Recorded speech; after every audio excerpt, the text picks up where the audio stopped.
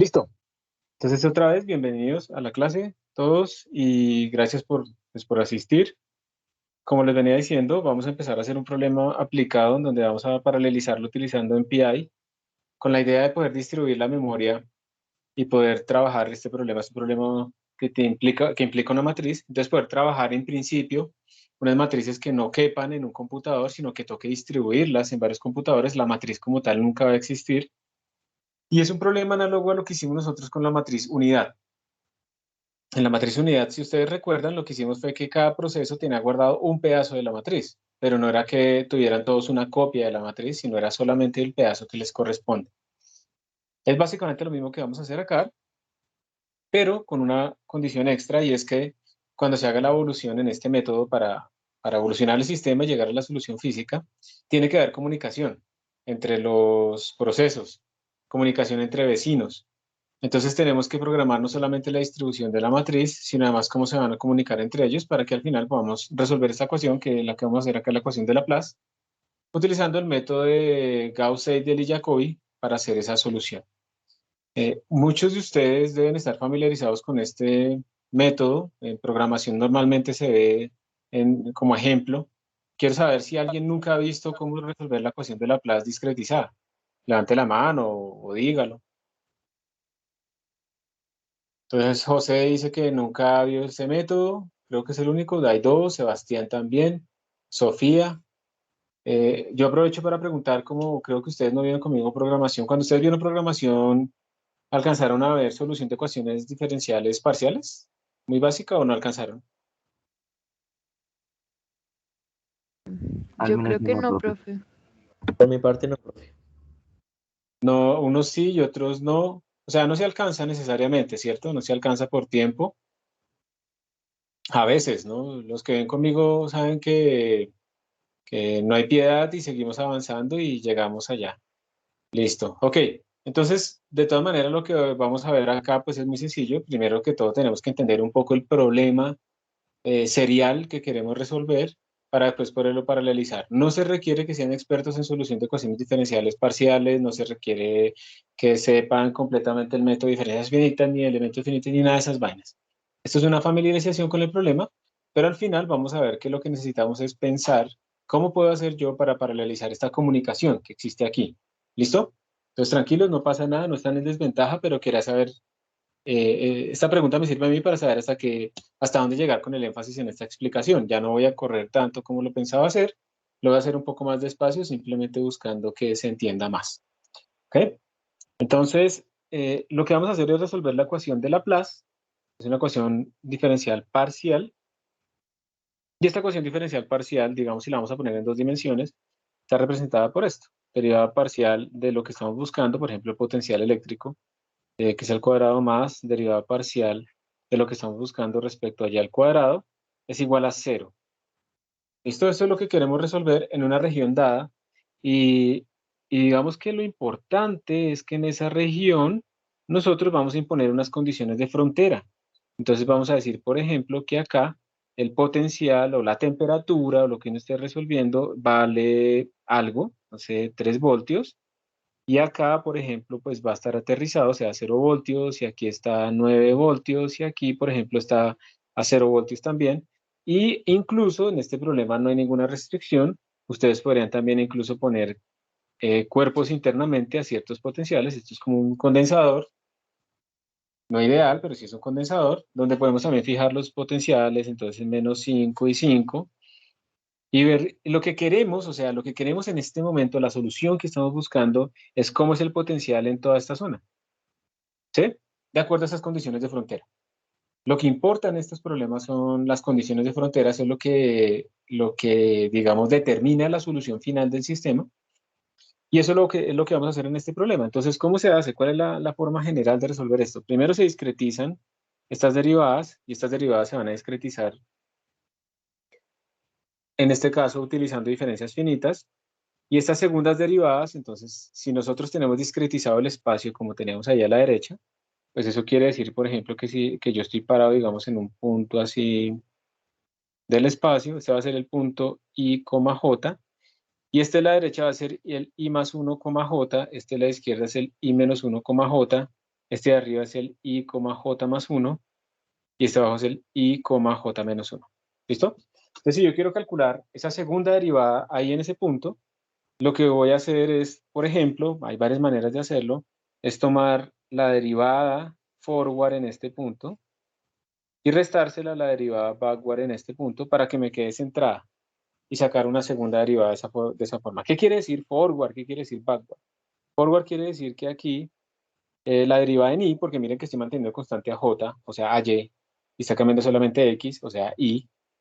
La derivada sería aproximadamente, la podemos escribir así, f' en x más delta de x, que esto quiere decir y más 1, va a ser aproximadamente igual a f en x más delta de x menos f en x sobre delta de x. Y le llamamos forward precisamente porque estamos tomando como el punto hacia adelante. ¿Ok? La otra que tenemos allá, pues va a ser una derivada backward. Hay muchas maneras de definir estas derivadas y dependiendo de la manera en la que uno haga el orden de aproximación va a cambiar. ¿Listo? Esta es la forma en la que la vamos a hacer acá. Entonces esta derivada backward la podríamos calcular como, por ejemplo, f en x menos delta de x menos f en x sobre delta de x. ¿Listo? Y si ahora queremos calcular la derivada completa de segundo orden, les vamos a tomar esta derivada a la derecha, esta derivada a la izquierda y las vamos a restar, ¿sí? Para calcular el cambio entre ellas dos. Entonces sería básicamente f de x más delta de x menos f de x. Y aquí, perdón, que en esta parte de aquí me equivoqué. Aquí sería f en x menos f de x menos delta de x. La estamos entrando ahí en la mitad.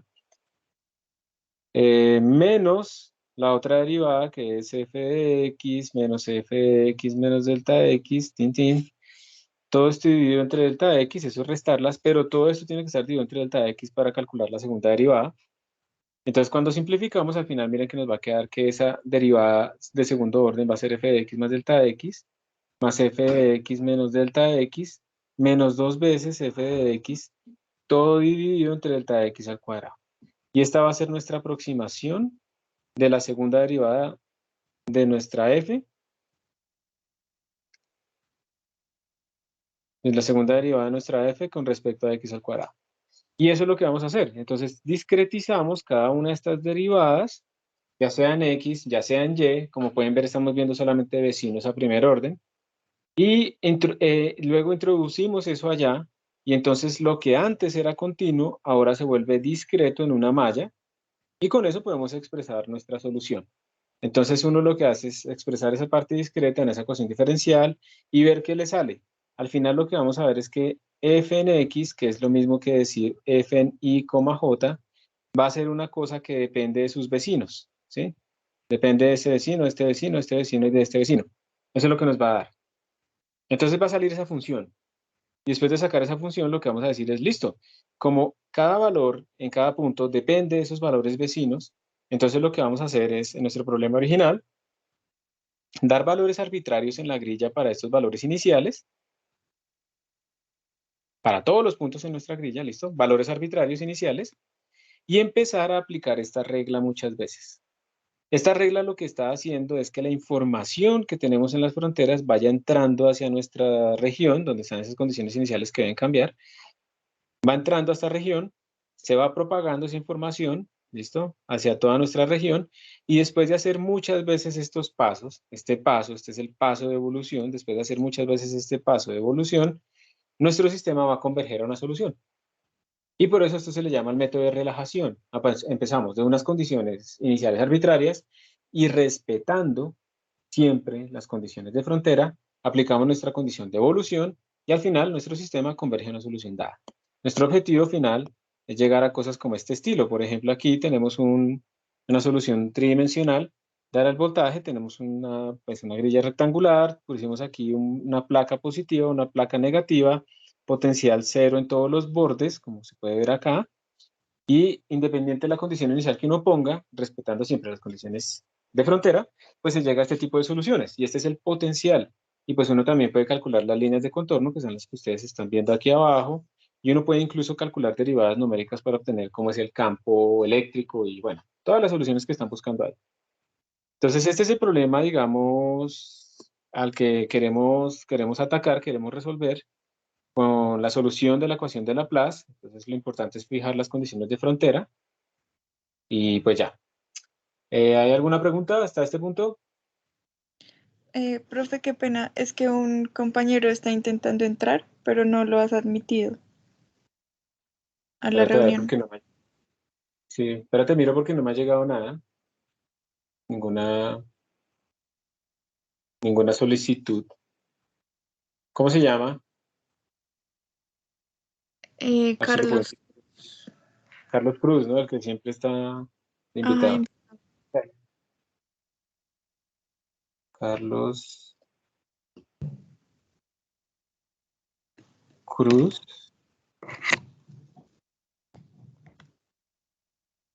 Hay un montón de Carlos Cruz en la universidad, entonces, graves. Dile que vuelva a tratar de entrar porque realmente no veo la notificación para aceptarlo. Por favor, sí, ya le estoy diciendo. que me diga el nombre exacto. Que me diga el nombre exacto para poderlo ubicar. Es que me parece muchísimos Carlos Cruz y ninguno sale como invitado.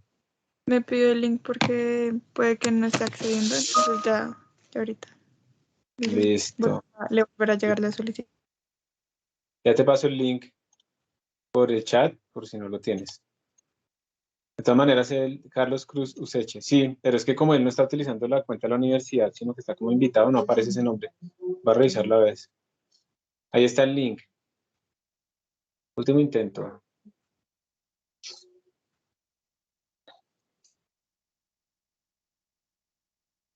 Gracias por pasarme el nombre completo. A ver. No está Carlos Cruz Useche porque él está utilizando otra cuenta. No habla de la universidad. Aquí hay alguien, por ejemplo, JU, creo que es Urrego, ¿cierto? A ver si puedes cambiar tu nombre de usuario para que quede pues tu nombre completo. Listo, mientras tanto, aquí me preguntan, profe, ¿este método solo sirve para ecuaciones homogéneas en el chat anónimo? La respuesta es no. No, también podemos resolver desde Laplace y vamos a ver después de la discretización, porque vamos a mirarlo todo detenimiento. Esta discretización, cuando lleguemos a esta regla, vamos a ver que cuando no sea homogénea, entonces no solamente depende de sus vecinos, sino además hay un término que depende de la fuente. ¿Sí? Si tenemos una carga por ahí, una densidad de carga por ahí metida.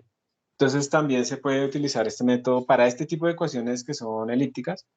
También se puede utilizar este método cuando tenemos fuentes. Ya me apareció Carlos y lo estoy rechazando, digo, admitiendo. Listo. Carlos, bienvenido. Hola, profe, perdón los problemas. Tranquilo. Puedes hacerlo con la cuenta de la universidad y te queda más fácil. Aunque yo creo que lo que tú no quieres es como tener varias cuentas.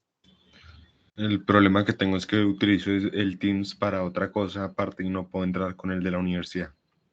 Entonces por eso me toca No, entrar como invitado no para puedes todo. tener dos cuentas. No puedes tener dos cuentas porque yo, por ejemplo, manejo dos cuentas en Teams, una para el colegio del niño y otra para esto. Entonces déjeme voy a estar mirando y a ver cómo soluciono rápido. Sí, pero es fresco. De todas maneras, la próxima vez pues podemos hacer lo mismo. Gracias por avisarle ahí a tu compañera. Gracias, Sara, por haberle ayudado. Entonces, eh, estamos hablando entonces que podemos resolverlo con la pregunta que hacían en el chat anónimo, si se puede para ecuaciones que sean no homogéneas, entonces que tengamos un término fuente. Y pues esto es lo que queremos hacer. Entonces, serialmente, de nuevo, vamos a discretizar las derivadas parciales en términos de diferencias finitas. Vamos a ver cómo es que se escribe un punto en términos de sus puntos vecinos y de pronto un término fuente. Vamos a ver la implementación serial de eso, no la vamos a hacer, ya la vamos a ver. Ustedes hagan un git pull, por favor, en el repositorio que ya deberían descargarles ahí la Laplace directamente. Y después de eso, sí empezamos nuestra tarea de paralelizarlo. ¿Cómo vamos a paralelizar esto? Tenemos que pensarlo muy detenidamente. Tenemos que sentarnos un momento a pensar cómo se compartirían las cosas, pero para eso tenemos que entender la evolución. Bueno, ¿alguna otra pregunta hasta acá? Profesor, es que yo entré hace como unos 5 minutos, pero yo no veo la pantalla compartida. O sea, lo escucho, pero no veo su pantalla compartiendo. ¿Alguien más no ve? O sea, tengo entendido ¿Quién? que es un problema solo mío, solo que, o sea, como acabé de entrar, no sé qué error puede ocasionar, pero no veo su pantalla compartiendo. Hagamos dos cosas. Voy a dejar de compartir y voy a volver a compartir a ver si eso te refresca algún buffer allá. Vale. Y si no, pues puedo que te salgas y vuelvas a entrar. Que es básicamente también resetear otros buffers. Entonces, en este momento dejé de compartir. Nadie debería estar viendo de mi pantalla nada. Voy a volver a compartir. Confírmame. ¿Cambió o no cambió? Ahora sí, sí, señor. Ya. Gracias. Listo. Un gusto. ¿Alguien más? El tweetback está ahí al principio del chat, por si acaso. Listo. Entonces empecemos a ver, pues esto digamos es una copia de la presentación que utilizo en programación. No voy a entrar en muchos detalles, pero pues básicamente lo que se les explica es que esto es de forma muy general. Tampoco es que uno vea estos métodos a profundidad, porque estos son cursos completos, ¿sí? Entonces es muy por encima, pero básicamente cuando tenemos ecuaciones diferenciales parciales ordinarias lineales, así como vemos acá, la forma general es la que tenemos allá arriba y dependiendo de los valores de esos coeficientes, uno las puede clasificar en diferentes familias que representan diferentes tipos de soluciones, diferentes comportamientos. Están las elípticas, que es cuando se tiene, por ejemplo, que a por c menos b al cuadrado es mayor que cero. En esos casos, estas ecuaciones son como la que vamos a resolver ahorita, típica forma de Poisson, Laplace, ecuaciones para potencial, ¿listo? Tenemos también ecuaciones de tipo parabólico, en donde ya no tenemos espacio y espacio, sino tenemos espacio y tiempo. Entonces, en las ecuaciones de tipo parabólico tenemos una ecuación de segundo orden en el espacio y primer orden en el tiempo, y representan, por ejemplo, la propagación del calor, es la que se utiliza típicamente en ese tipo de problemas. O también cuando ese discriminante tiene este valor, es negativo, pues entonces se vuelve la ecuación de onda, que también tiene tiempo. Miren que estas tres familias, la elíptica es la que no tiene el tiempo. Aunque nosotros vamos a hacer como una evolución en nuestro método que vamos a implementar, pues esa evolución no es realmente como algo implícito en el tiempo que tenemos aquí en nuestra expresión, sino que es como una argucia de acuerdo a lo que estamos colocando nosotros inicialmente, ¿sí? Al método que hemos decidido. Entonces, no se requiere, y de hecho, lo voy a nombrar nomás en ese momento. Esta solución de ecuaciones de diferencias finitas también se puede establecer como una matriz, un problema matricial con una matriz dispersa, tridiagonal o cuadridiagonal, que se podría resolver en un solo paso utilizando Eigen y de forma exacta, o sea, porque el tiempo realmente no existe. La relajación está es porque vamos a irnos por esa forma de resolverla, pero no porque sea intrínseco el tiempo en la ecuación. Entonces, como les decía, lo que queremos es llegar como a soluciones de este estilo, donde tenemos un potencial bidimensional y por lo tanto pues el potencial está en el eje en el tercer eje. Aquí en este caso se tiene que las condiciones de frontera son solamente externas, se fijan tres bordes en 0 voltios y un borde en 100 voltios, y la solución final a lo que uno tiene que llegar es esa, que está ahí. Ese es el potencial en toda la región, donde uno puede también con derivadas numéricas calcular las líneas de campo eléctrico, ¿verdad? Eso es a lo que queremos llegar. La ecuación de Laplace resuelta en ese sitio. ¿Por qué decimos Laplace? Porque aquí no estamos colocando cargas puntuales adentro, o cargas, fuentes de carga.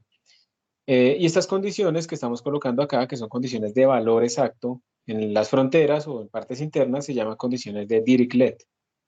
También hay algunas ocasiones en donde se definen condiciones de von Neumann, o de Neumann solamente, que son condiciones de derivadas. Eso aparece, por ejemplo, cuando uno tiene materiales aislantes y está viendo cambios de temperatura. Pero en estos casos que vamos a estar nosotros estudiando muy sencillos, van a ser solamente condiciones de Dirichlet, que no por eso las hace sencillas, ¿no? Simples.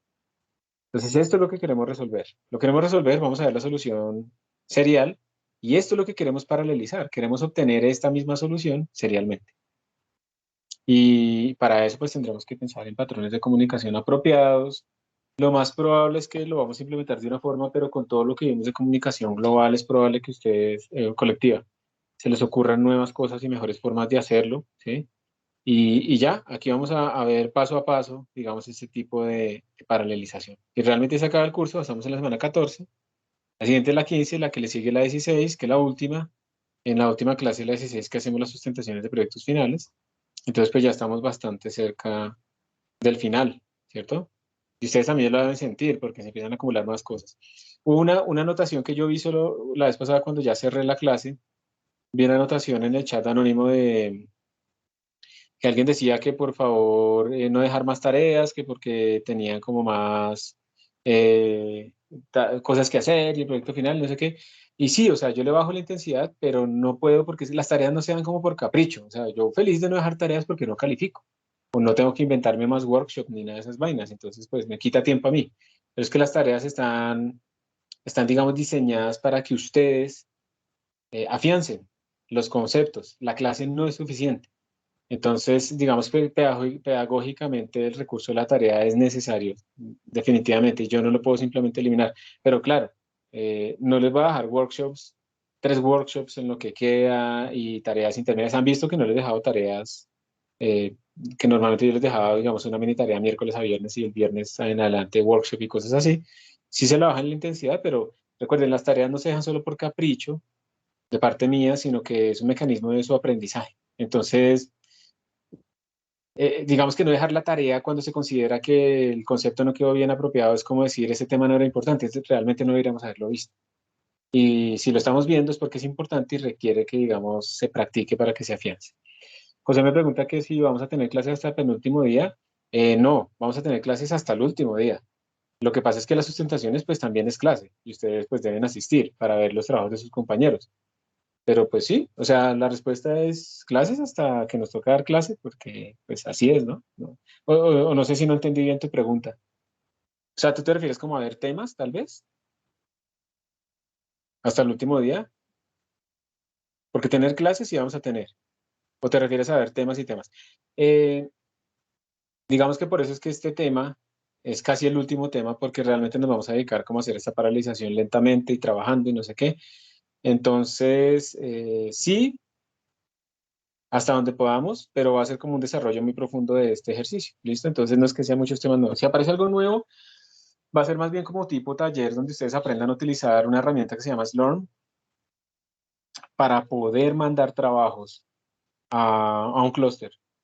Entonces tienen un programa que está paralelizado y es como aprender a utilizar eso, pero como ves no es un tema, sino como una herramienta técnica ya en la programación paralela. Todavía no tengo en este curso metido como otras cosas en paralelo, como tarjetas gráficas o OpenCL. Yo no manejo eso mucho, entonces, y además como que no alcanza el tiempo realmente, entonces pues tampoco. De pronto más bien hacer una electiva después de programación en paralelo con ejemplos físicos es algo que puede ser a futuro y ahí de pronto si aparece gente interesada, pues uno sí puede hablar, entonces vamos a utilizar MPI, OpenMP, vamos a mirar programación en CUDA, en OpenCL, ¿sí? Como ver esos diferentes paradigmas, ver también librerías, no todo hacerlo desde cero, sino ver librerías que ya implementen las cosas, pero es más como de un curso específico, ¿listo? Bueno, entonces esto es lo que vamos a hacer, ¿listos? Esto es lo que vamos nosotros a resolver. ¿Y cómo se resuelve? Recordemos entonces que partimos de una ecuación diferencial que queremos discretizar. Esa ecuación diferencial, en este caso particular, pues es esta, la que tenemos al frente, la de Poisson. Esta ecuación diferencial pues nos representa en este caso el potencial eléctrico en una región sujeta a unas condiciones de frontera. Como ustedes se pueden dar cuenta, pues aquí lo que importa son las condiciones de frontera. Esa es la clave, ¿sí? Diferentes condiciones de frontera generan diferentes soluciones. ¿Listo? Ese es como el punto más importante. Poisson, si tenemos densidad de carga presente en la zona. Laplace, si no tenemos densidad de carga presente en la zona. Como les decía, la clave de todo esto es la discretización de las derivadas y esta es otra manera muy típica en la que uno discretiza. Eh, estas son expansiones de Taylor. Yo supongo que ustedes saben esas expansiones. ¿Alguien no sabe qué es una expansión de Taylor acá? ¿Pronto? ¿Nunca la ha visto? O no, digamos, si la vio hace mucho y ya se lo olvidó, pues al menos ya la vio, ya tiene como una idea en la cabeza. Levante la mano. Listo. Entonces, uno lo que hace es como pararse en un punto, que ese es el punto a la derecha en la grilla, ¿cierto? Pararse en un punto y expandir su función alrededor de ese punto con un parámetro de expansión, que en este caso sería este delta X, que pues para que esta expansión funcione y converja matemáticamente, pues la idea es, para funciones bien comportadas, que ese delta X sea pequeño. Entonces, la expansión de mi función en X más delta X va a ser igual a mi función en X, Y, más la primera derivada por delta X, es el segundo término que tenemos acá, más un medio, básicamente, no sé si lo recuerdan, pero básicamente lo que estamos escribiendo acá es que voy a escribir como una función unidimensional, f de x más delta x es igual a la sumatoria desde i igual 0, digamos que matemáticamente es hasta infinito, pero obviamente en computador nunca puede hacer eso, sino nunca se gradúa, de la derivada, bueno, késima de la función por el delta x a la k, si lo recuerdo bien, todo sobre k factorial. Creo que es así. Esto centrándolo en x, ¿no? No, sí, creo que es así. Ustedes me corrigen si no es así, pero creo que es así. Entonces eso es lo que se está haciendo acá. ¿Listo? Esto viene del 2 factorial, por ejemplo. Y aquí está la derivada de segundo orden. Y aquí está la potencia. ¿Sí? Y ahí van saliendo términos. El siguiente término aquí sería un sexto de la tercera derivada, porque 6 es el 3 factorial, de x al cuadrado, perdón, por delta x al cubo, más 1 sobre 24, derivada cuarta, de x al cuadrado por delta x a la 4. Y, por ejemplo, acá yo diría más orden de delta x a la 5. ¿Qué significa eso? ¿Alguien sabe qué significa eso de escribir orden de delta x? Que sigan el resto de órdenes. Que eso fue sí, exacto. Que eso es lo que sigue hacia adelante, eso es lo que uno está ignorando. O sea, aquí siguen cosas que tienen que ver con delta x a la 5, más delta x a la 6, pero con constantes, ¿no? Y uno está asumiendo que lo que domina a ese resto que quitó es el primer término. ¿Y por qué qué significa que asuma eso? Uno está asumiendo que las derivadas son bien comportadas, no que la derivada quinta se va hacia infinito, la derivada sexta se va hacia infinito. Uno está asumiendo que esas derivadas se acotan.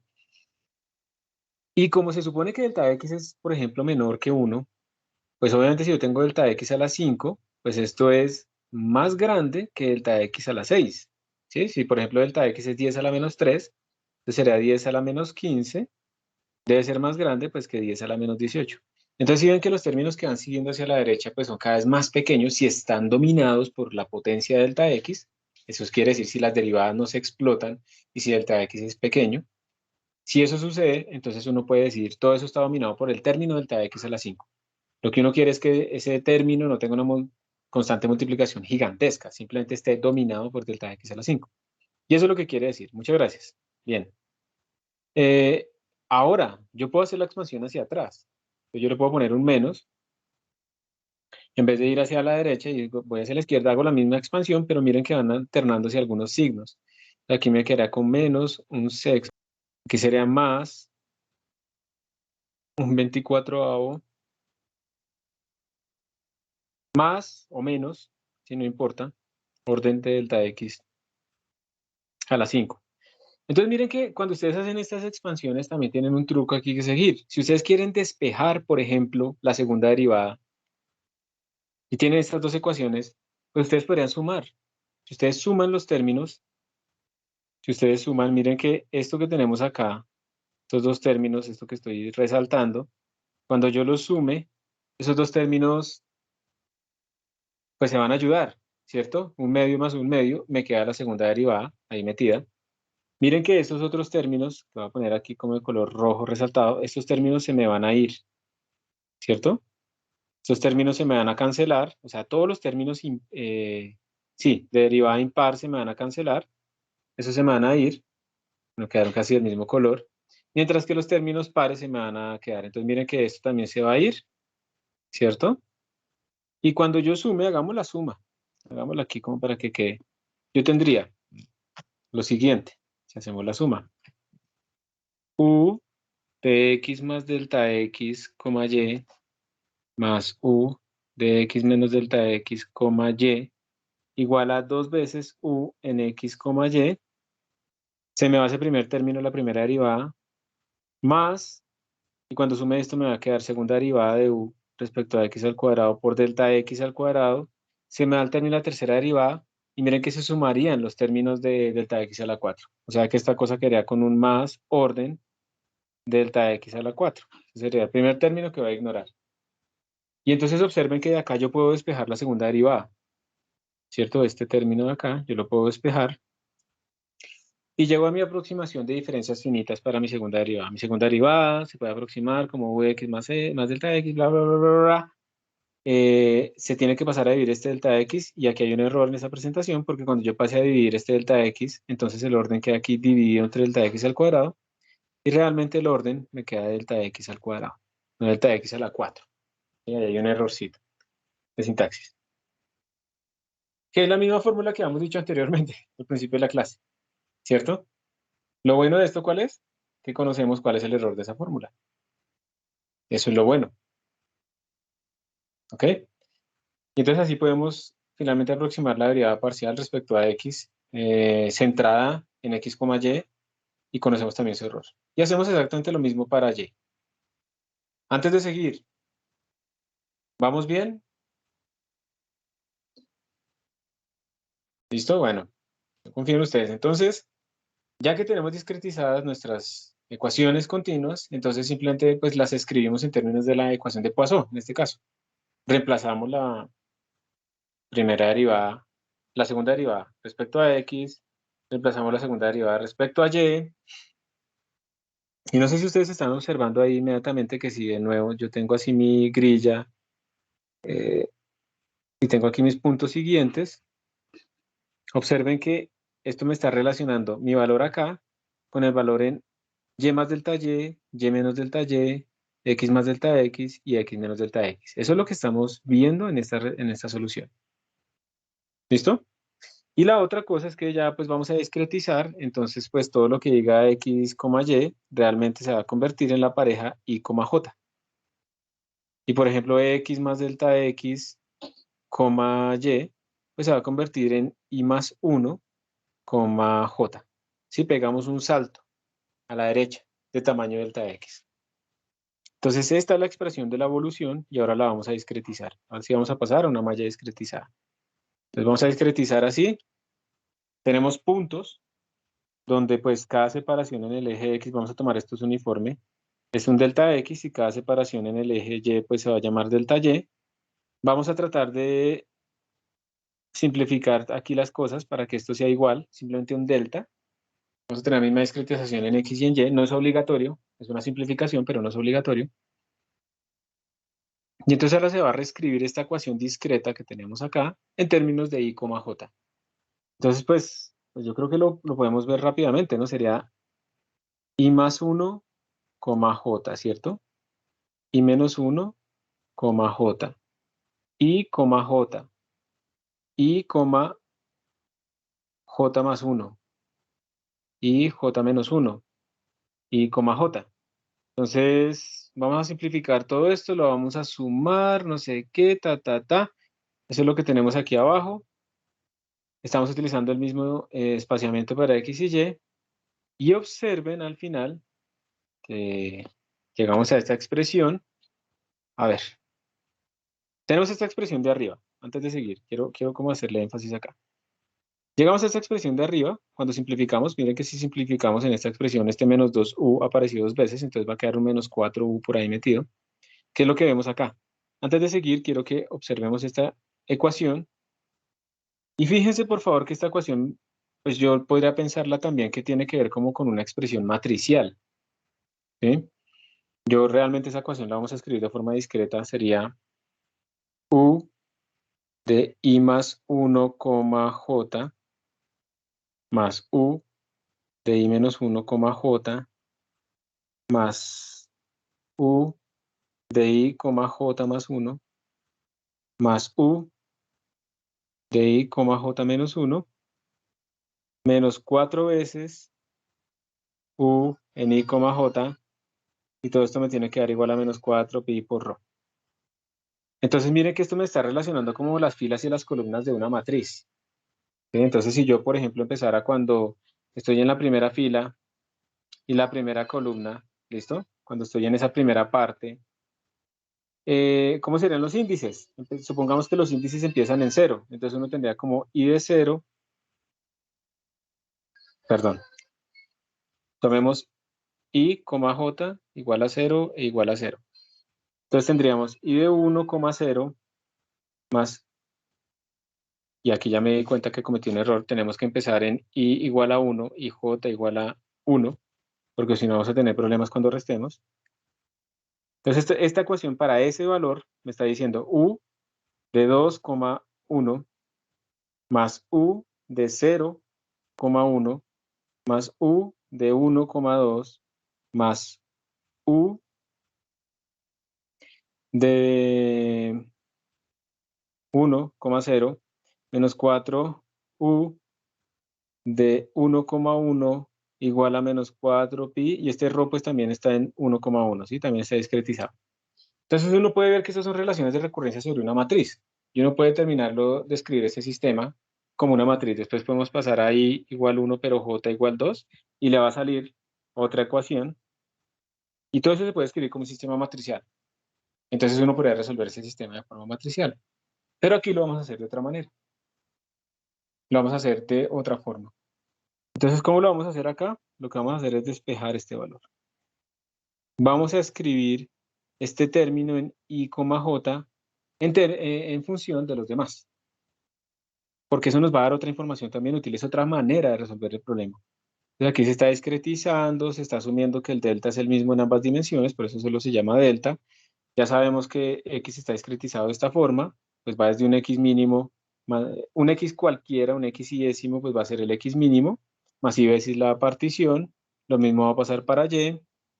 Estamos particionando, entonces miren que al final llegamos a esta expresión. Esto que tenemos aquí arriba, lo vamos a despejar el x, y, el y, j, y vamos a llegar al final a esta expresión que está aquí abajo.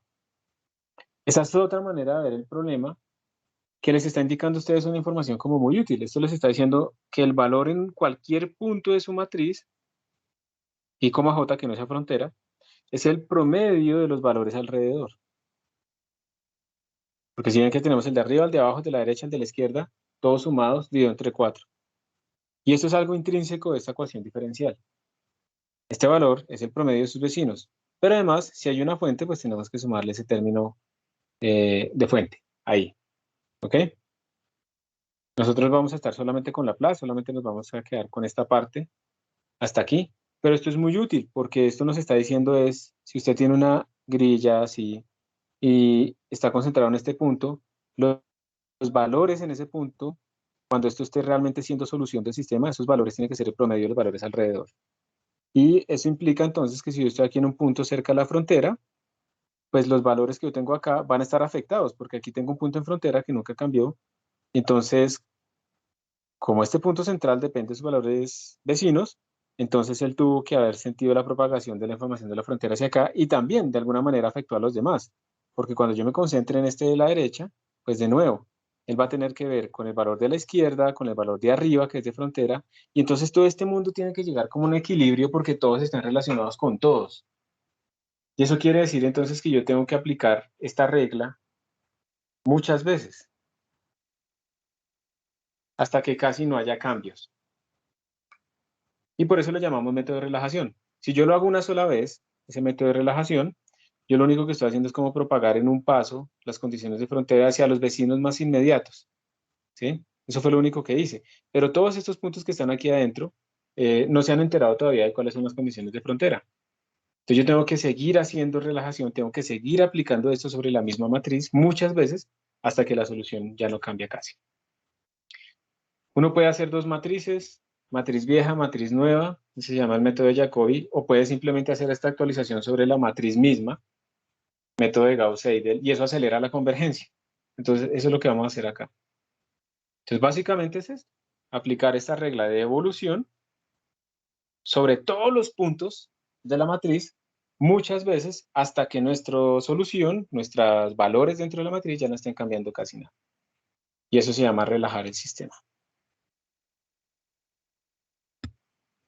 ¿Vamos bien hasta acá? ¿Se entiende la discretización? ¿De dónde sale la ecuación? Sí. ¿Cómo? Sí. Sí, listo. Bueno, entonces esta es la parte que vamos a implementar. Uno no sabe cuántas veces tiene que pasar, entonces lo vamos a hacer a ojo.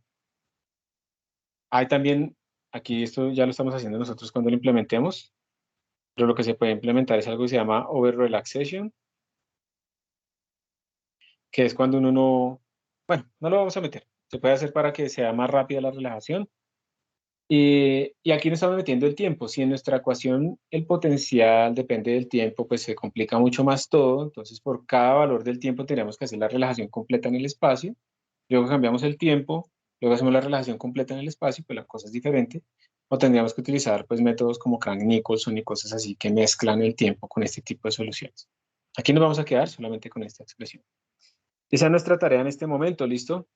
La tarea de ustedes no es implementarlo, porque ya el serial está. La tarea de ustedes va a ser paralelizarlo completamente. Y vamos a ver primero cómo funciona el código serial, pero quiero que observen algo inmediatamente. ¿Ustedes qué creen? ¿Será que en este problema vamos a tener comunicación o no? ¿O cómo serían como las primeras ideas? ¿Cómo se les ocurre que podría ser la paralelización de este problema? Antes de ver la solución, pero viendo ya cómo el esquema. Iniciar con la pregunta. Dale, dale. Sí, como pedirla, Sí. por ejemplo, no.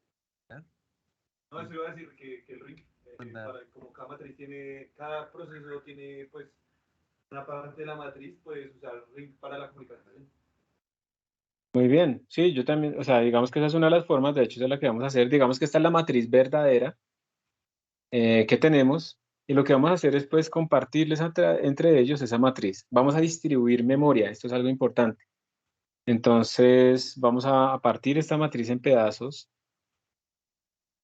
digamos que iguales, aunque la figura no ayude. Vamos a partirlo en pedazos iguales entre los procesos. Entonces, digamos que aquí tenemos el proceso ID, ese es el 0, este es el 1, este es el 2 y este es el 3.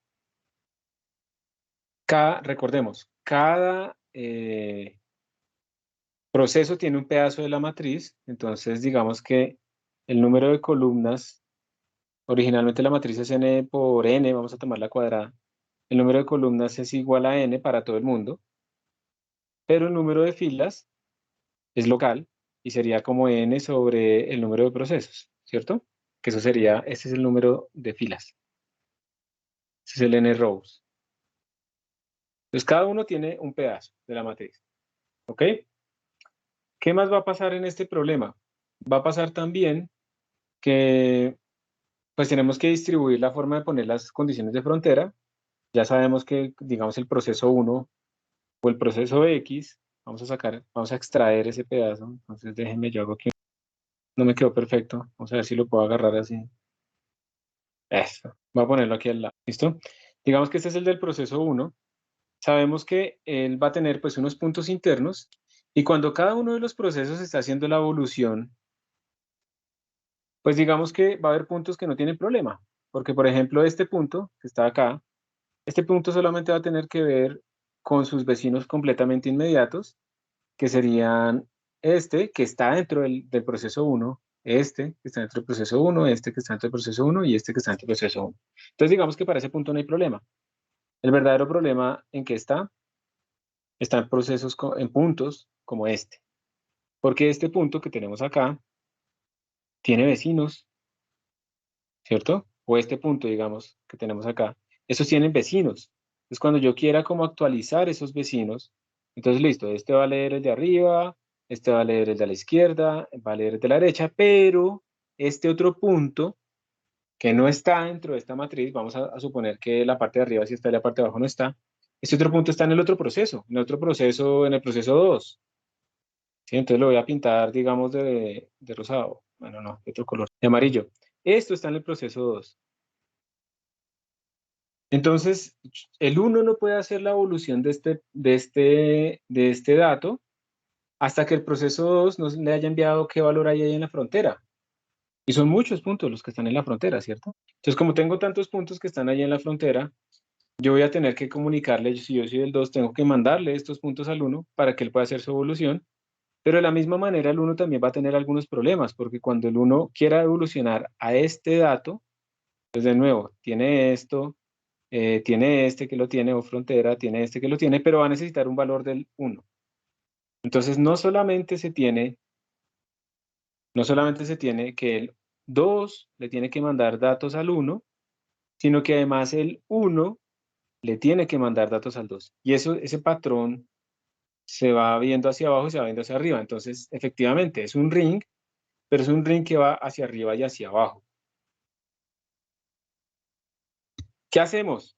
¿Será que, digamos, si yo llego a este punto de evolución, será que cuando llegue a evolucionar a este punto, yo llego y le recibo al 2 para que me envíe este dato, y entonces el 2 me hace un send, y entonces yo calculo este puntico y luego sigo al siguiente, le pido otra vez al 2, venga, ya pasé al siguiente punto, mándeme este, entonces el man me lo envía, y así sucesivamente? ¿Será que eso es eficiente hacerlo punto a punto? ¿O será preferible que ¿el qué? Que pues que nuestro 2 nos mandara de una vez toda esta franja? ¿Ustedes qué creen? ¿Qué será más eficiente? ¿N comunicaciones de dato cada una o una comunicación con N datos? Enviar todas, ¿cierto, José? Como dice José Aparicio. Enviarlas todas, porque entre menos comunicaciones mejor. Y por eso que ustedes ya aprendieron, y creo que ya lo tienen claro, cómo mandar arreglos en un solo bloque, ¿no? La dirección de memoria me empieza mi buffer, y por eso, digamos, en PI está muy optimizado para que ustedes puedan enviar así los bloques de memoria directamente, para que sea mucho más óptimo, para que sea mucha mejor la comunicación, que si se hace comunicación sea lo más eficiente posible. ¿Listo? Entonces, esto es lo primero. Entonces, tiene que haber como que nuestra evolución no puede avanzar arbitrariamente, sino que en cada paso de evolución yo primero tengo que comunicar, entonces yo le mando mi información a mis vecinos y ellos me mandan la mía, y luego si hago la evolución. Pero eso implica otra cosa. Si el 2 me está mandando a mí esa información, ¿dónde la guardo? ¿Sí? ¿Dónde guardo esa información? Entonces, para que sea lo más sencillo posible, yo lo que puedo hacer es, en cada proceso, voy a extenderlo, le voy a añadir un pedazo, ¿sí? Arriba y abajo, que se llaman las ghost shells o cells. Estos pedazos que vamos a añadir a estos arreglos van a tener guardados, en este caso aquí, yo guardaría lo que me envía el 0, los valores del 0, y aquí yo guardaría lo que me envía el 2. Y con eso el proceso 1 ya, después de recibir esa comunicación tanto del 0 como del 2, podría hacer su evolución sin hablar con nadie más. Entonces, digamos que el ring va a existir, pero hay que tener cuidado de en dónde enviamos las cosas. Es como un caché, una copia, ajá. Los halo le llaman también a estas comunicaciones, y ya. Entonces, de nuevo, porque yo lo que quiero es que me manden la información, yo la guardo, evoluciono y listo, se acabó. No necesito más comunicaciones, yo puedo evolucionar sin ningún problema. Entonces, nuestras matrices no van a tener tamaño necesariamente en n filas como n rows, como habíamos dicho, sino será como n rows más 2, donde la primera fila, la de índice 0, es realmente una ghost, podemos hacerlo así, y la última fila es otra ghost, o un halo también. Hay muchas maneras de implementarlo, pero lo vamos a hacer así para que en la evolución podamos hacerlo como una matriz sin problema. Entonces los índices en la matriz van a empezar siempre en 1 y van a terminar en n-2, por ejemplo, y cosas de ese estilo. Todo esto va a depender, pero digamos que esta es como la idea general de nuestro programa. Y ya, eso es todo. Entonces esto sería la evolución, y luego cuando vayamos a imprimir la matriz como para hacer una animación o algo de ese estilo, entonces teníamos que hacer una impresión organizada, ¿verdad? Entonces la impresión organizada sería que el 0 imprime su matriz sin los ghosts, y luego va pidiéndole a los demás que le vayan mandando la información, y él va imprimiendo para que salga la animación, pero solo uno puede imprimir. Eso, por ejemplo, sería una cosa. Entonces aquí, como pueden ver, se está mezclando como todo. Tenemos que memoria distribuida, tenemos que compartir información con un patrón ring, tenemos que sincronizar en algunos casos para, por ejemplo, la impresión. Todo esto se está como llenando en este ejercicio y pues por eso es un ejercicio pues como útil en donde vamos a ir discutiendo entre todos y haciéndolo a pocos. Digamos que buscando para las clases pasadas encontré que hay unas formas en que se puede automatizar aún más este Halo sharing o communication pattern, lo que sea. Pero por ahora lo vamos a hacer de forma sencilla con el send y el receive y vamos a pensar en algún momento si tenemos, digamos, algún problema de serialización y si podríamos hacerlo de una manera más general. Y esto entonces es nuestro problema. ¿Ok? Entonces ahora vamos a ver cómo es la versión serial que está implementada para que vean qué es lo que hay que paralelizar. ¿Listos? Hagan git pull, por favor, en sus máquinas, en el repositorio general del curso, mientras yo voy aquí compartiéndoles la otra pantalla. Profesor, Dale. y en el caso en el que en la matriz están sus fronteras y aplicar el algoritmo o sea, pues no existirá uno de los puntos contiguos.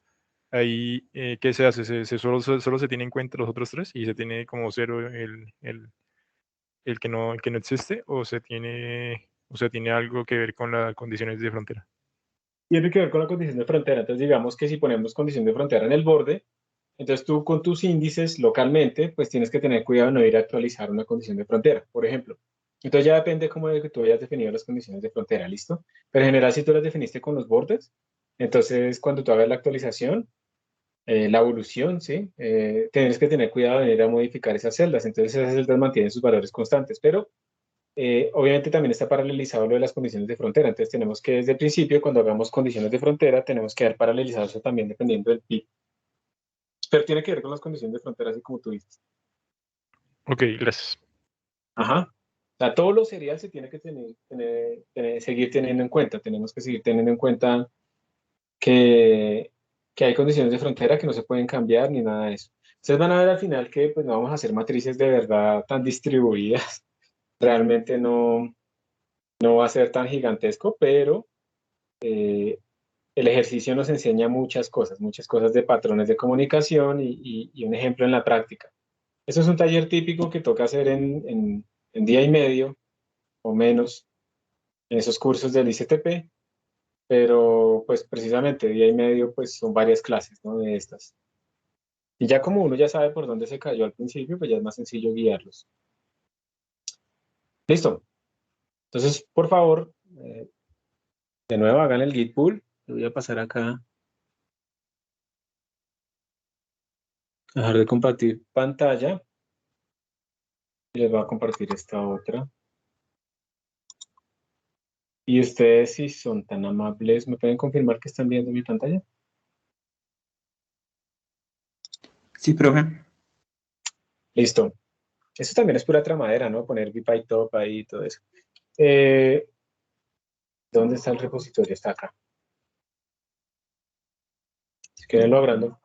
A ver si puedo agrandar esto.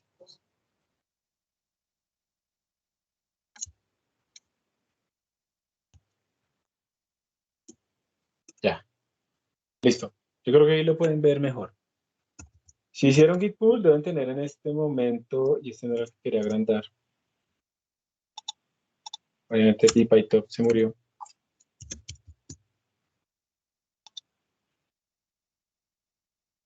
Se le suma este. Deben ver ahí un código que se llama Laplace, ¿cierto? Voy a abrirlo.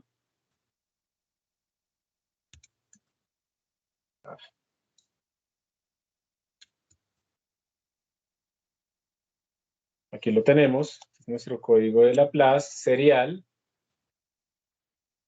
Voy a agrandarlo un poquito. ¿Quieren que lo deje así con fondo oscuro o lo pongo con fondo claro? Levante la mano quien quiere con fondo claro. 3. No, nos ganaron los darks del curso. Entonces vamos a dejarlo con fondo oscuro.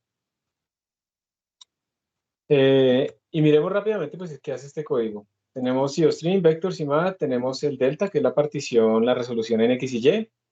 Tenemos el L, que es como la longitud de nuestra malla. Tenemos el número de pasos. Entonces le sumo 1 simplemente porque si yo quiero n intervalos, necesito n más 1 puntos. Y estos steps son el número de veces que vamos a relajar el sistema, el número de veces que vamos a hacer la relajación. Vamos a definir en dónde vamos a guardar nuestros datos, entonces voy a utilizar un vector double que es unidimensional, pero para modelar una matriz, ya sabemos que ese truco es importante para poder tener todo en bloques contiguos de memoria, no utilizar dobles punteros ni nada de esas vainas que no nos sirven. Tenemos varias funciones, funciones de condición inicial, condición de frontera, evolución, imprimir y unos trucos para utilizar GnuPlot para animar. Pregunta, levanten la mano, ¿aquí alguien ha hecho alguna vez? ¿Alguien quién no sabe o nunca ha visto cómo hacer una animación desde GnuPlot? Ok, hay varios, 5, 6 personas, listo. No es que sea la única manera, ¿no? Realmente la animación es 8, hay hartos.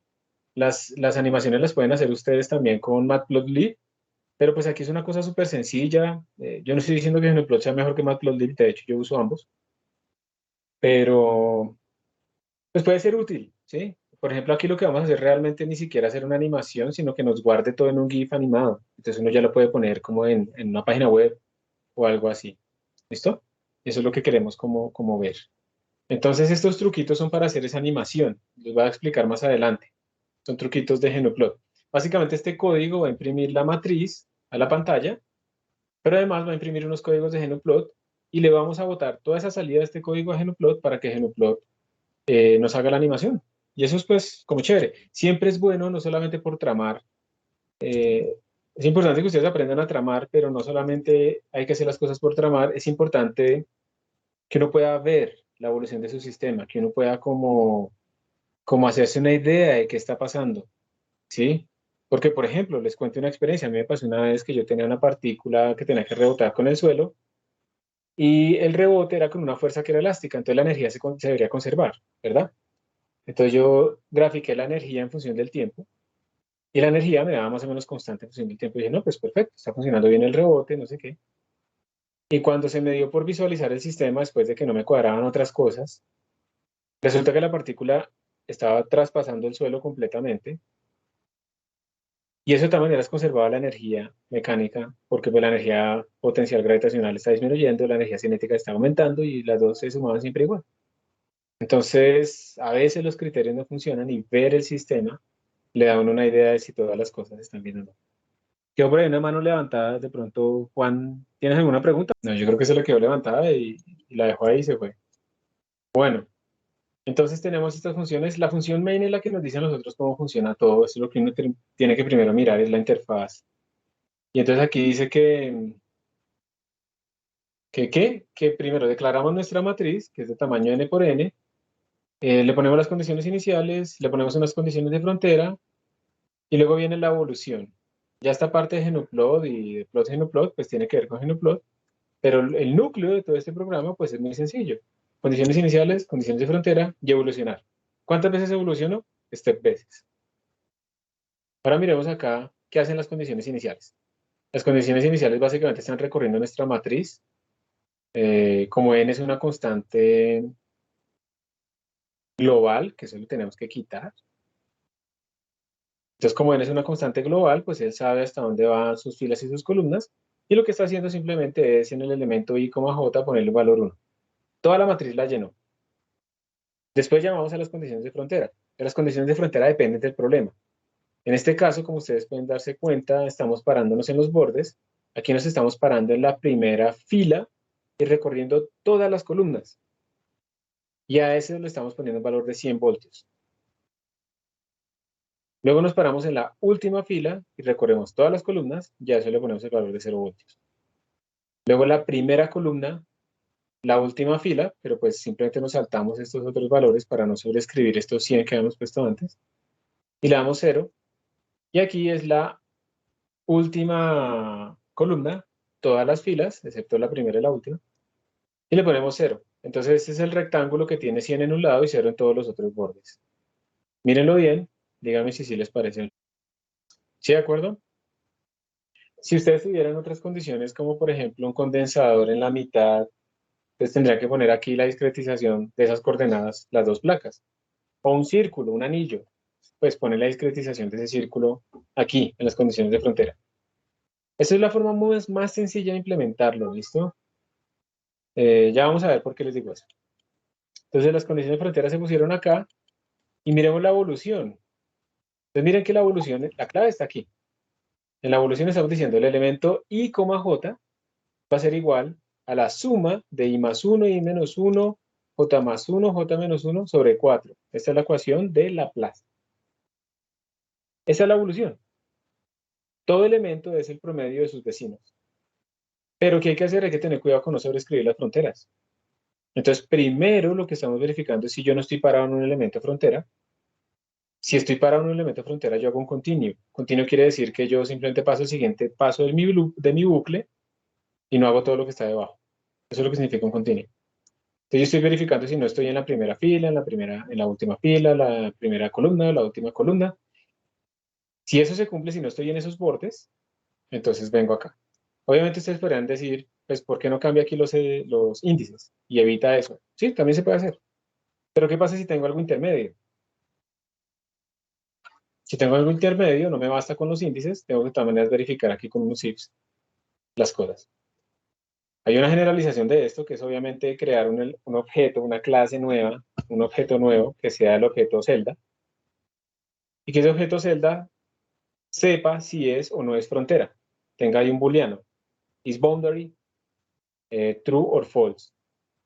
Entonces yo simplemente actualizo a todo el mundo en mis fors, llamando a una función interna de esa clase, y el man sabe que si él es frontera, pues no se actualiza, no le hace caso a esa llamada. Y si no es frontera, pues sí actualiza. Eso puede ser una generalización, no lo vamos a hacer acá, pero puede ser algo así. Y entonces nuestra matriz es un vector de celdas. ¿Listo? Eso puede ser.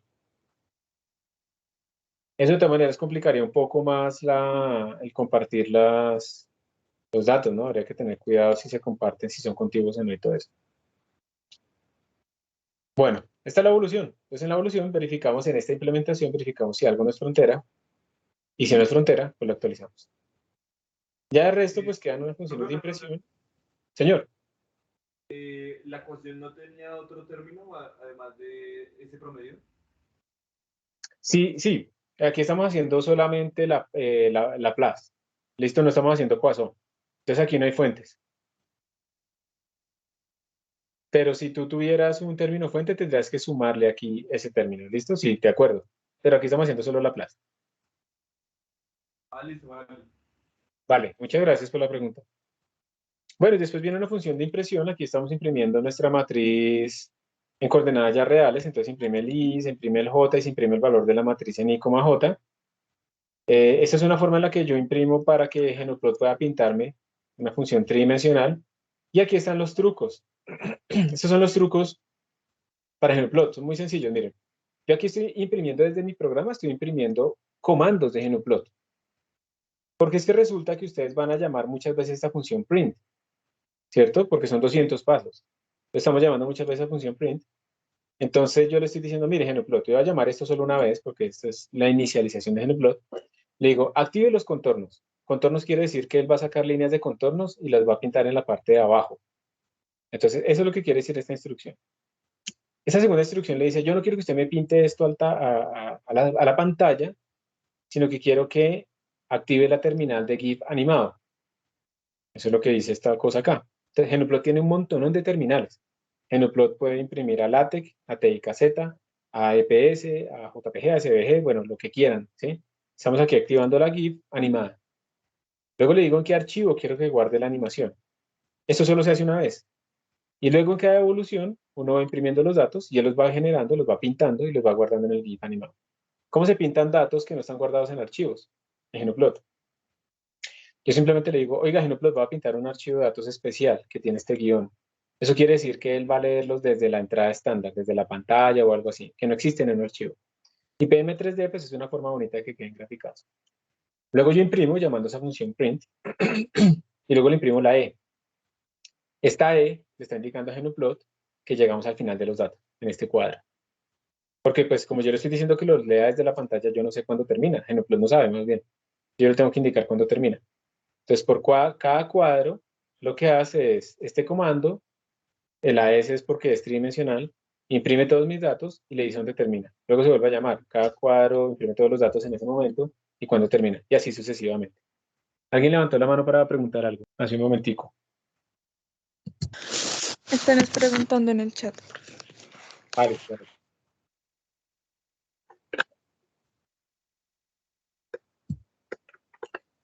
Dice, requiere un paquete adicional. GenoPlot ya está instalado, entonces no. Solamente el GenoPlot Vanilla, sí. Vanilla. No se necesita. PM3D, ya les muestro qué es PM3D. Es una forma de dibujar en 3D. Entonces, para que se familiaricen un poco con esto que yo estoy mostrándoles acá, aquí tenemos GenoPlot. Entonces, digamos que vamos a hacer una gráfica tridimensional. Entonces, le voy a decir que los datos vienen, yo los voy a escribir en tiempo real o vienen desde la pantalla. Y le voy a decir que me los pinte solamente con puntos, ¿listo? Para que veamos ahorita la diferencia con PM3D, ¿listo, Karen? Entonces yo le digo esto y miren que él se queda esperando una entrada. Y él me dice, ponga la E cuando termine. Entonces le vamos a decir 1, 2, 3. Eso sería, en X vale 1, en Y vale 2 y en Z vale 3. Podemos hacerlo así, 1, 3, 4, 1, 3, 25 para que pegue un salto. Luego 2, 3, ya no tiene que ser organizado. 45 y luego 3, 1, 2. Voy a terminar acá los datos. Esto que tenemos acá sería lo que haría la función print. Esto de acá sería lo que haría la función print. Y luego le digo la E. Ya terminé. Y entonces ahí salen mis datos. ¿Ven? Ahí están mis datos como puntos. Entonces ustedes pueden ver ahí los datos que yo puse. 1, 2, 3, 4, 5. Ahí están los 5 datos como puntos. ¿Ok? Pero yo puedo pintar de otras formas. Entonces ya vamos a poner funciones para que ustedes lo vean. Vamos a pintar X por X más Y por Y. Si yo lo pinto así, pues me sale este paraboloide. ¿Listo? Yo le puedo decir que ahora, le puedo decir set contour, que era lo que hemos dicho antes. Set contour. Eso tiene varios parámetros, pero lo vamos a dejar así fácil. Volvemos a pintar, entonces miren que ahora en la parte de abajo me aparecen las líneas de contorno. Si alcanzan a verlas ustedes. ¿Sí ven? Las líneas de contorno aparecen allá abajo automáticamente. ¿Listo? Lo invertí. Y el PM3D es otra manera de visualizar esto como con las líneas de contorno, pero coloreando la superficie. Entonces, with PM3D. Entonces, miran que son las mismas líneas de contorno, ¿sí? Coloreadas con una barra acá, pero proyectadas dentro de la misma superficie. Y eso es PM3D. Más tramador. No, mentiras. Más información nos permite entender mejor los datos que tenemos acá. ¿Listo, Karen? Vale, profe, gracias. Listo. Entonces esto es, digamos, lo que queremos hacer en GenoPlot. Queremos pintar nuestra gráfica para que nos salgan cosas de este estilo. ¿Ok? Es hartas cosas, ¿no? Lo que tenemos que paralelizar. Vamos a ver entonces cómo lo logramos, pero antes que nada miremos si este código sí está funcionando. Entonces lo que va a hacer es compilar, más, Laplace. ¿Listo? Yo no me acuerdo si esto lee algo de la línea de comando. No, todo está metido ahí. Le hacemos ./a.out. Y él está ejecutando y miren que todo esto me botó un montón de cosas en la pantalla. Si se dan cuenta que, miremos un poquitico antes. Vamos a hacerlo así, lo voy a mandar a un paginador. Entonces miren que mi programa lo que está mandando es primero unos comandos de GenoPlot, set contour, set terminal, gif animate, no sé qué, no sé qué, no sé qué. Y miren que aquí le dice, bueno, empieza a pintar. Observen que este es como el primer paso. ¿Sí? Ese es el primer paso. Entonces esto le está diciendo que en 0,0 tiene un valor de 100. 0,0.05, porque esa es la discretización. Entonces aquí está cambiando, vamos así variando las columnas. Está en 100, 100, 100, 100. Esa es la condición de frontera, ¿sí o no? Luego, aquí como ya se hizo un paso, observen que ya estamos en 0.05 y ya variamos el X a 0.05 y empieza a variar el Y otra vez en los mismos valores. Y miren que estos valores ya cambiaron un poco. Inicialmente se acuerdan que valían 1, perdón, le habíamos puesto una condición inicial. Miren que ya cambiaron un poquito, ¿sí? Pegaron un brinco de 1 a 33, 34, no sé qué. Si vamos moviéndonos entre más filas, cada vez más filas, ustedes van viendo cómo los valores van cambiando, ¿cierto? Ya no valen 1. Aquí no estamos imprimiendo la condición inicial. Esperemos a ver si se acaba. Esto es hasta 1.40 y algo, ¿no? Y miren que cuando se acaba, acá, cuando se acaba el primer cuadro, aquí ya imprimimos toda la matriz, se pone una E. Entonces GnuPlot sabe que ahí terminamos y hace la gráfica de estos datos que llegaron hasta acá. Se hace la evolución y se vuelve a empezar a imprimir otra vez. Entonces le dice a GnuPlot otra vez, ese plot, entrada estándar con PM3D, y él empieza a leer otra vez la matriz. Miren que no cambiamos la condición de frontera. Aquí nuestros valores están cambiando de nuevo, ¿cierto? Hasta que llegamos al 1 punto, hasta el límite. Se imprime la E y luego se va a imprimir el nuevo cuadro. Y así sucesivamente. Así hasta que se llega al final. ¿Ok? Entonces, ¿yo cómo hago? ¿Será que guardo esto en un archivo o qué es lo que puedo hacer? Pues la magia de los pipes en Linux. Todo lo que me esté botando a.out, todo lo que me esté botando a.out a la salida estándar se lo voy a enrutar a GnuPlot. Ya, es que me dio un estornudo. Y yo estornudo muy duro. O sea, pues en general los hombres, no sé si es que somos así todos, pero uno estornuda y como que ladran los perros ahí del barrio y todo. Y por los niños, yo estaba tratando de aguantarme mucho los estornudos, pero últimamente me empecé como a lesionar internamente y uno puede lesionarse unos músculos en la tráquea por aguantarse el estornudo. Y yo ya estaba empezando a sentir unos dolores fuertes y toda esa cosa. Entonces me tocó empezar a estornudar y ya no me importa. Creo que tengo una competencia con un vecino que sale a estornudar al balcón también durísimo, entonces ahí nos comunicamos. Pero pues por eso quité el micrófono, porque no podía hacerlo. Y les digo todo eso es para que por favor, así estornuden muy duro o feo o lo que sea, estornuden, no se aguanten porque se pueden lesionar. ¿Listo? Entonces volviendo aquí al tema, entonces lo que estoy haciendo aquí con esta sintaxis es todo lo que está imprimiendo en la pantalla, todo lo que está saliendo a la salida estándar con cout desde mi código, desde mi programa, se lo estoy enrutando a GnuPlot. Entonces GnuPlot lo va a leer, lo va a interpretar y al final yo no estoy creando archivos intermedios. Y aquí viene la magia, entonces le voy a dar enter a esto. Miren que ya no salió nada en la pantalla. GnuPlot ya terminó y me imprimió este mensaje. Me dijo, hubo 200 frames porque hicimos 200 steps en la secuencia de animación. Y si yo hago ls, ahí aparece un GIF animado. Y para abrirlo, pues podemos utilizar Firefox, ¿sí? Un navegador, por ejemplo. Vamos a esperar a que, si tengo aquí el display bien. Sí. Bravo. Lo tengo abierto en otra terminal. Voy a hacer aquí una cosa, pero prefiero que ustedes no se la aprendan, entonces voy a dejar que compartir pantalla un momentico para desbloquear el Firefox. Ustedes ya no están viendo la pantalla compartida, ¿cierto?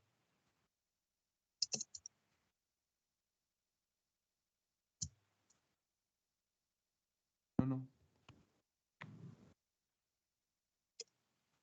Voy a quitar eso. Listo, les voy a compartir la pantalla.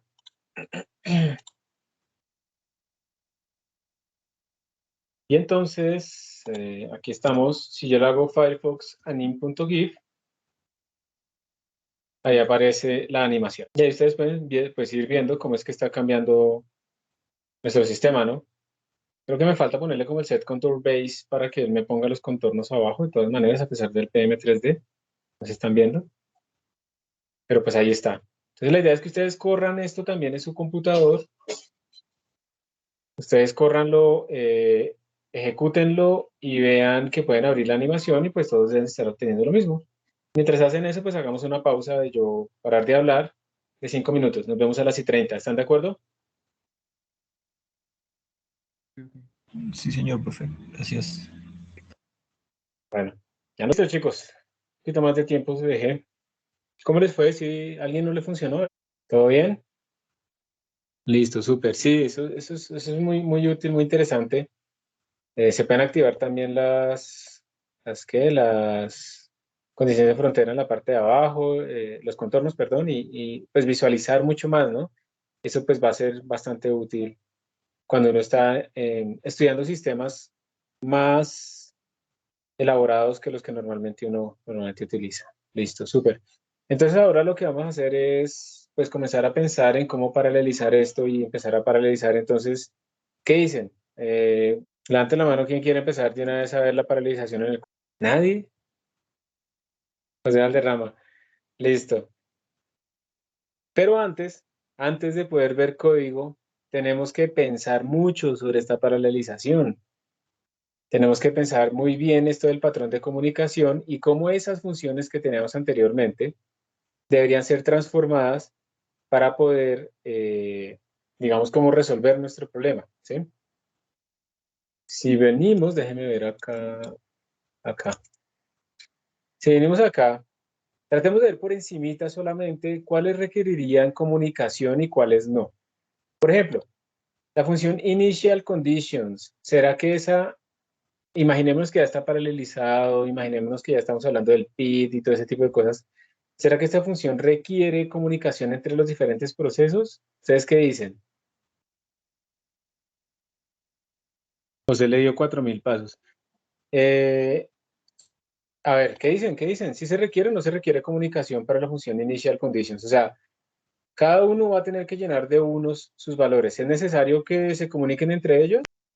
No, ¿cierto? Entonces, de pronto, esta es de las más sencillas. No es necesario que se comuniquen. Bien. Miremos la de boundary conditions. ¿Será que es necesario que se comuniquen entre ellos o más bien lo que toca es tener cuidado dependiendo del PID y la forma en que se haya distribuido, cómo se van a llenar estas cosas? ¿O será que todos tienen que llenar esto? Por ejemplo, primera pregunta. Más bien, hagámoslo así. ¿Será que todos tienen que llamar esta misma función en sus propias matrices para que queden bien las condiciones de frontera o dependerá del PID? Dependerá del PIT. Depende del PID, ¿cierto? Porque en la forma en que hemos distribuido nosotros la matriz, solamente hay un proceso, que en este caso sería el proceso 0, que sería el encargado de esta parte de arriba, porque él es el único que tiene la frontera de arriba, ¿cierto? Exacto, Jackson, sí. El proceso NP-1 será el único que tiene la columna, sí, la última fila. Pero todos tienen esto, ¿cierto? Todos tienen este borde y todos tienen este borde. Entonces, la paralelización de lo de las boundary conditions depende del PID y hay que tener mucho cuidado en cómo lo hace uno. ¿Ok?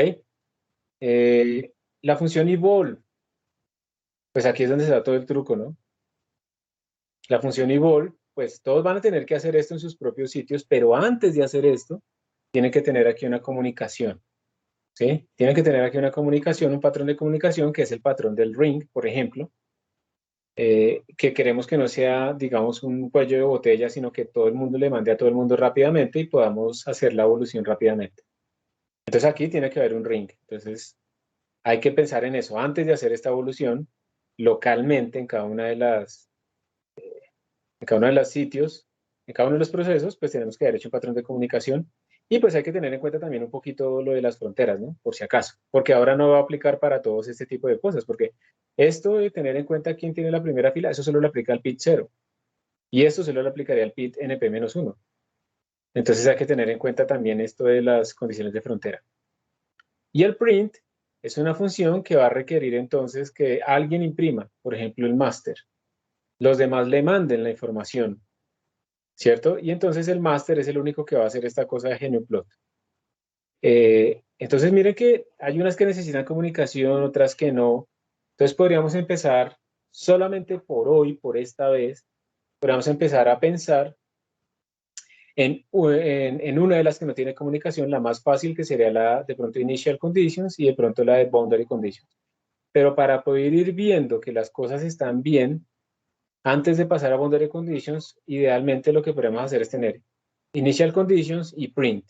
No vamos a hacer todavía animaciones de GNUplot ni nada de esas cosas. Tenemos que pensar principalmente en initial conditions y en print. Por ahora, vamos a visualizar las cosas en la consola y vamos a ver todo ahí.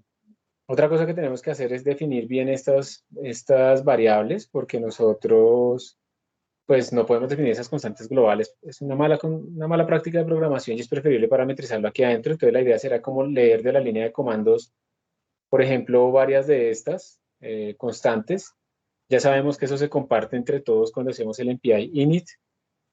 Y pues entonces el paso cero de todo esto, en este momento será empezar a meter las funciones de MPI. No comunicación, no paralelización, procesos idénticos, pero que MPI entre acá. Entonces empecemos a hacer esa adaptación y para eso lo vamos a guardar en una versión diferente. Control X, Control W. Y lo vamos a llamar Laplace MPI. Y si quieren vamos a llamarlo esto con versiones para que podamos ver las versiones, cómo van evolucionando. Lo voy a guardar así. Laplace MPI versión 0. Entonces para hacer algo con MPI, lo primero que tenemos que hacer nosotros es aquí. Include. ¿Qué es lo que hay que incluir? Yo no me acuerdo. ¿Ustedes me ayudan para utilizar MPI? MPI.h. Eso es entre comillas, ¿cierto? MPI.h. Pero creo que da igual. No debería pasar nada si le ponemos entre esto. Muchas gracias. ¿Qué más hay que hacer? Esto hay que volverlo int argc char argv para que podamos leer argumentos de la línea de comandos. ¿Qué más? ¿Qué más hay que hacer? En lo mínimo que tener un MPI. Y init y el finalize.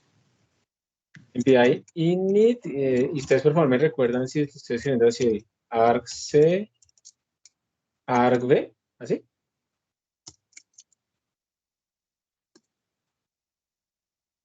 Y de pronto como Word o algo así, o ahí no hay que hacer nada más de eso. Necesitamos lo de la información de el PID y el número de procesos, o sea, MPI, COM-size, COM-world y NP. Listo, entonces necesitamos saber quiénes somos y en dónde estamos. Pregunta fundamental. Entonces, int igual a MPI com rank, creo que es.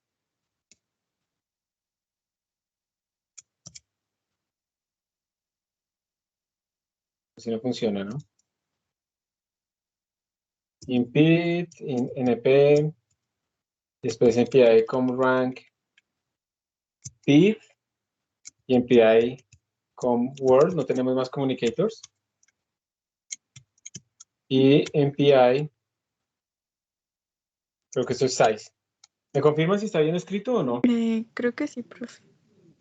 Pues usualmente escribimos como el NP al contrario, pero sí. Listo. Gracias.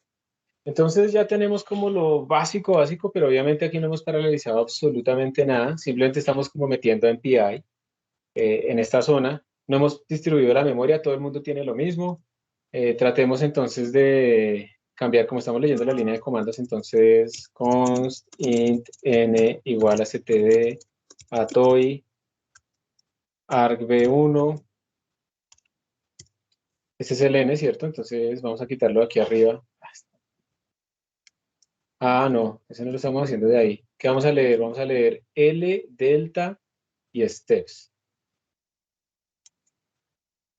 Entonces pongamos que steps va a ser el primer argumento. Después lo podemos cambiar. Estos otros L y delta son double. Entonces aquí le ponemos F, aquí le ponemos F. Y aquí le ponemos 2 y aquí le ponemos 3. Y después nosotros definimos la N acá. Y es STD, creo que escribiste ATD. Ahí sí. Gracias. N igual a I de L sobre delta más 1. Esto es STD, STD y STD. Gracias. Profe, porque es ato. Porque eso es un double. No queremos convertirlo en entero, sino en double. Profe, y todas ¿Sí? las constantes se llaman steps. ¿Así? Ya miro.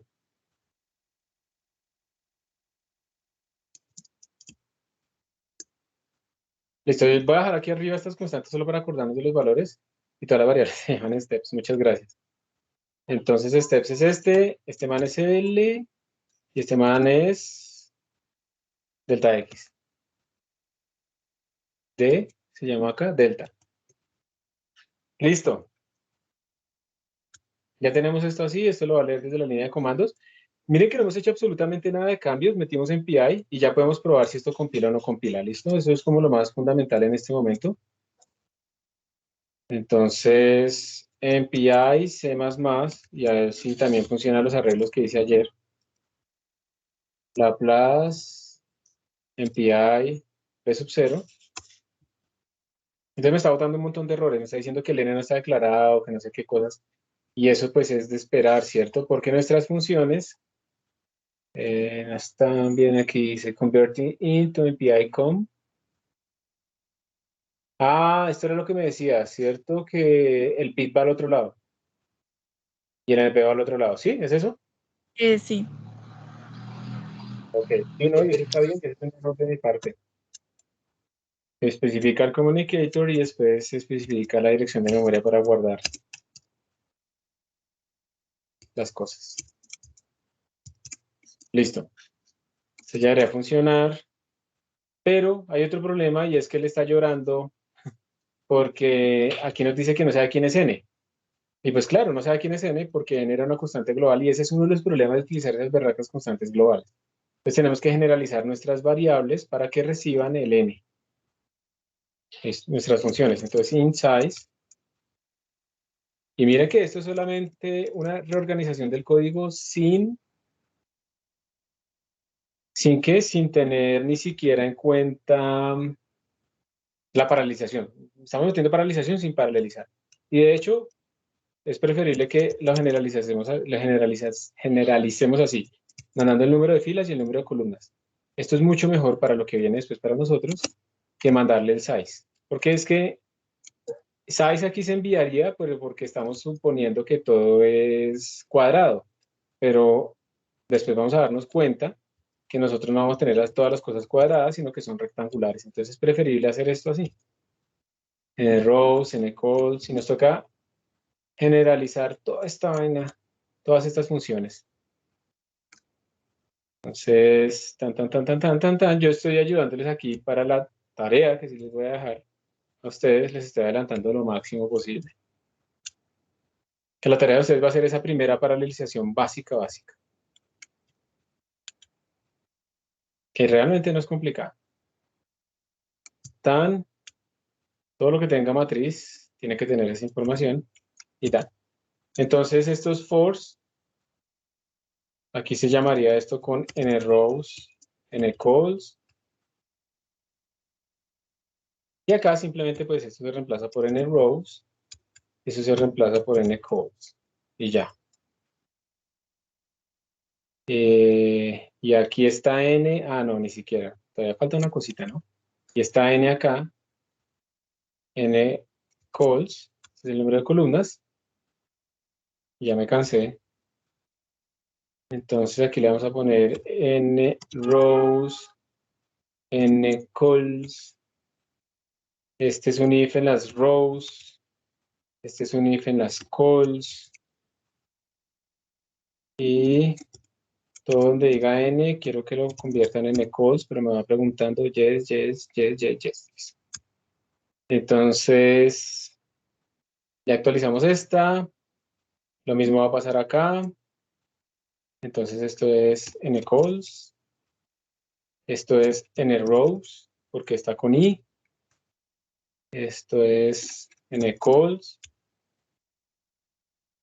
n calls, n rows. Más chica.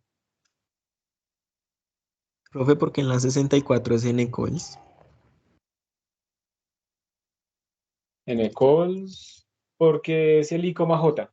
Entonces tú cuando escribes un bidimensional I, J en unidimensional, el I se multiplica por el número de columnas, porque tú cada vez que pasas a la siguiente fila, el número de elementos que pasaste fue el número de columnas. Profesor, en la línea 60 creo que faltó cambiar una N. Sí, también. ¿Sí quedó claro por qué es N-calls? Señor. Ahí en el índice, listo. Aquí es N-calls y N-calls. Listo. Este quedó actualizado. Este error tan bobo que me está saliendo ahí. Otra vez acá. N-rows. Si ustedes no tienen un código serial que esté, digamos, bien organizado, pues van a sufrir un montón para paralelizarlo. Y esto es lo que estamos viendo acá. Nos tocó arreglarlo. Listo. Parece que ya, ¿cierto? Entonces el N como que desapareció. Busquemos de todas maneras si hay algún N mayúscula por ahí. El Es de este data N aquí. es... Este de data, ¿cierto? Es el único que debería existir y ahorita lo vamos a arreglar. Como todavía no estamos paralelizando, todavía distribuyendo memoria, todo el mundo va a tener una copia de esta matriz. Vamos a ver si ahora sí compila. Claro, ahora que cuando hagamos las llamadas de función, tenemos que mandarle el N-rows y el N-calls, ¿no? Entonces aquí es N, N. N, N. N, N. N, N.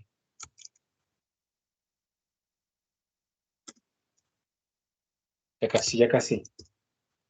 Y por ahí queda un delta. El man no sabe quién es delta, que es la función print. Entonces la función print necesita también recibir cuánto es delta. Pues pongámoselo como argumento. Voy a checar que quité el keyword repeat, entonces esto se me puse... No, lo voy a activar, déjame un momentico, porque me estoy volviendo loco dando tantos clics. ¿Dónde está? ¿Dónde está? ¿Dónde está keyboard? Acá. Que repeat. Y aquí vamos a poner double delta. Y esto es, de nuevo, buenas prácticas de programación. Las funciones deben ser independientes unas de las otras, no compartir el estado ni nada de esas cosas. Y así de esa manera es mucho más organizado el código y menos proclive a que yo cometa un error en un sitio y lo propago a otro sin darme cuenta. ¿Dónde está print? Acá. Pues mire. Ay, por fin. Double delta. Y acá, entonces, en vez de delta mayúscula, le ponemos delta minúscula.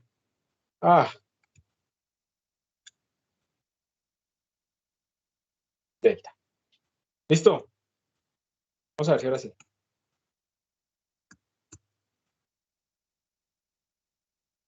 Too many arguments, too few arguments, al fin que. Eso debe ser acá. Esa función, print está llamando también a print. Este man también tiene que recibir el delta. Y por lo tanto, esto también debe recibir el delta. Y como por lo tanto, close GNUplot acá y acá. Quería hacer esto por ustedes para que no se fueran a quedar 2 días haciendo estos cambios y ya, por fin compiló. ¿Listo? Ya compiló, podemos correr. Me pide ahí run. Pero entonces antes de correr, si quieren... no, los steps los vamos a decir acá. Vamos a decirle que haga solo un step para ver cómo da. Vamos a decirle que vamos a hacer solamente un proceso. Y los parámetros que tenemos que escribir, yo no recuerdo cuáles son steps, L y delta. Entonces vamos a decirle que haga un paso nomás, el L 1.476 y el delta 0.5. Bueno, 0.1. Y funcionó. Observemos que nos está imprimiendo cosas, igualito que la parte serial, y pues se ve bien. De hecho, digamos, la forma de verificar que esto funciona bien, es que hagamos la animación. Entonces, yo voy a hacer un experimento, le voy a decir a GNUplot que no me cambie la terminal para que me salga aquí en la pantalla. Voy a volver a compilar con MPI run, MPI C++, MPI run. Y le voy a decir que me haga, no sé, 200 pasos. Me va a imprimir un montón de cosas acá y le voy a mandar esto a Genoplot. Y ahí está la evolución en la pantalla. ¿Listo? ¿Sí la vieron? Ahí está la evolución en la pantalla. No la guardo en un archivo, sino simplemente me apareció aquí en la pantalla, pero pues no queda guardada en nada. Entonces mire que lo logramos, ¿sí? Lo logramos. Pero ¿qué pasa si yo le pongo aquí MPI run -np2? Pues ahora hay dos procesos y se vuelve loco todo, porque ahora hay dos procesos imprimiendo la pantalla, ¿cierto? Entonces Genoplot recibe un montón de órdenes de dos procesos que están haciendo exactamente lo mismo. Pero con esto pues ya está listo. Entonces, lo que yo haría ahora es lo siguiente. Voy a volver a bajar esto a solamente un paso, solamente para verlo. Voy a bajar esto solamente un proceso, pero, y la tarea de ustedes va a ser, van a crear una nueva función que se llame como print screen, por ejemplo, que imprima la matriz a la pantalla, así como uno la vería. Esa es una de las cosas. Y lo que se va a hacer es paralelizar solamente, crear una nueva función que se llame initial conditions, que va a tener entonces que recibir el PID y el NP, y va a estar paralelizada. Y también la de boundary conditions. Entonces la idea es que en su función main, ustedes solamente van a hacer esto, van a declarar la matriz, la van a imprimir, así como la pantalla, no la vamos a imprimir a Genoplot, sino a la pantalla.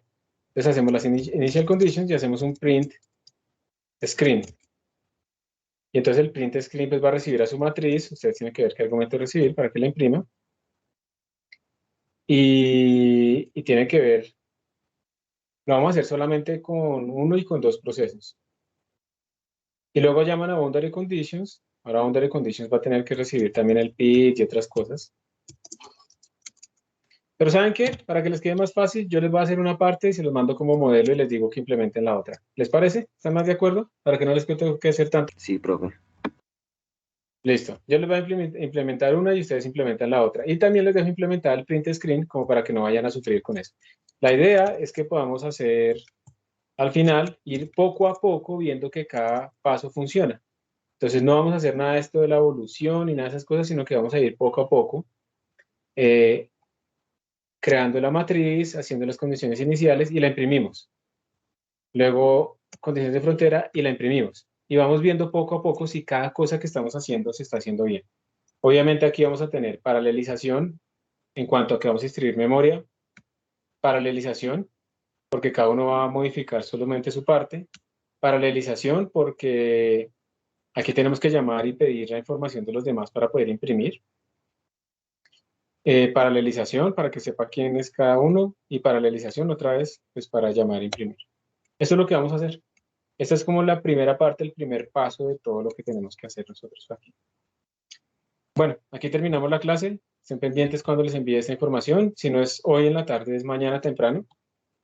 Eso sí, disculpen que sea el sábado, pero pues que, sí, o sea, puedo mandárselas más bien el lunes a las 7 de la mañana, que se entrega hasta el miércoles todo. Pero yo sé que algunos de ustedes prefieren como echarle una mirada el fin de semana. Entonces, por esa razón, no para que se pongan a trabajar de una vez, pero es porque a algunos a veces sí les sirve eso. Entonces, aquí vamos a empezar a hacer un problema aplicado y esperemos pues que aprendan ustedes también de acá. Muchas gracias entonces por su atención y nos Profesor, vemos entonces. Señor. Una pregunta. O sea, cuando se refería a que para paralelizar es buena práctica tener las funciones independientes, se refiere a hacer las funciones, a llamar las funciones todas en una función main y que cada función no llame a otra función. Sí, no, cada función puede llamar otras funciones, pero sí, que la función main solo tenga llamadas a funciones, pero también me refiero a que no compartan parámetros, sino que todo lo que necesita una función se le manda dentro de su lista de parámetros. No es que utilice una variable global de otra y que no sé qué cosas. Pero pasar por referencia, sí. Sí, claro, puedes pasar por referencia, todo eso, pero si tú miras el cuerpo de una función, todo lo que ella necesita acá son argumentos dentro de la función o variables internas, pero no son como variables globales compartidas. Listo, gracias. Listo. Muchas gracias por su atención. Nos vemos la próxima clase y un feliz fin de semana. Y cuídense. Profe, qué pena, ¿le podría hacer una pregunta? Dale. Profe, es que, digamos, ya no es como tan nada de la clase, sino es otra cosa aparte, entonces no sé si de pronto para dejar de grabar. Listo.